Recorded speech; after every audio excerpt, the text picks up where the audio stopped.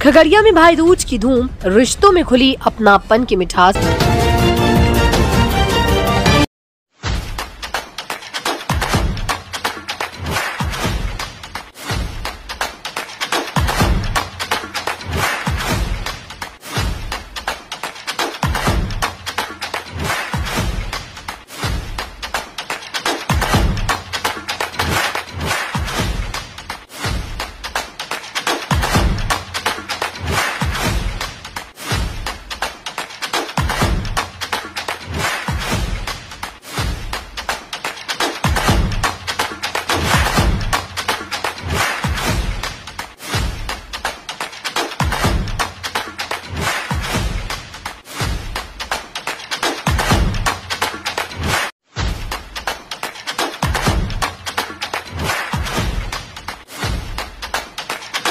दीपावली की रौनक अभी भी दिलों में ताज़ा है और आज यहाँ पूरे खगड़िया जिले में भाई दूज का पर्व बड़े उत्साह और स्नेह के साथ मनाया गया।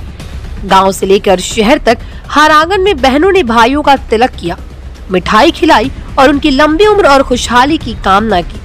खगड़िया के गोगरी, परबत्ता, चौथम, बेलदौर और मानसी सहित आसपास के ग्रामीण इलाकों में भाई दूज की खास चमक देखने को मिली। बहनों ने रोली, अक्षत और दीपक से सजाए तिलक की थालियां भाइयों को भेंट की। वहीं भाइयों ने बदले में रक्षा और सम्मान का वचन दिया।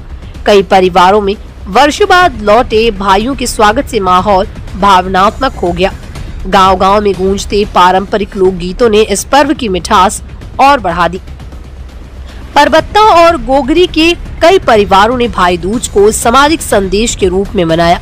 बहनों ने भाइयों से नारी सम्मान, स्वच्छता और पर्यावरण संरक्षण के वचन के लिए बेगूसराय न्यूज प्लेटफॉर्म के संवाददाता श्रवण आकाश द्वारा बहनें लूसी कुमारी, कल्पना कुमारी, रंभा कुमारी सहित स्थानीय पंडित बुच्चू झा ने पूछताछ में कहा कि भाई दूज का धार्मिक महत्व यमराज और यमुना से जुड़ा है।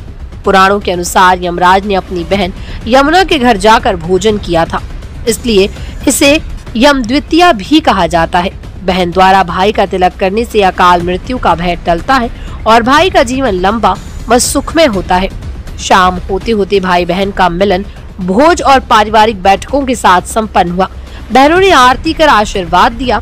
भैया तू सदा खुश रहे, यही दूज की दुआ है। सोशल मीडिया पर भी भाई दूज की खुशियों की गूंज रही।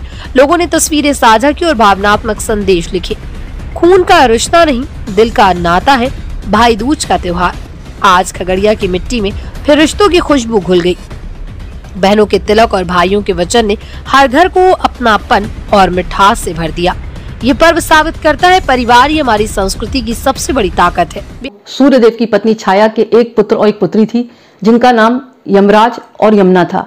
यमुना यमराज से बहुत ज्यादा प्यार करती थी क्योंकि उसका बड़ा भाई था और यमुना की शादी हो गई थी और यमुना बार बार कहती थी यमराज भैया मेरे घर आओ, मेरे घर आओ, लेकिन यमराज जी को टाइम नहीं मिलता था।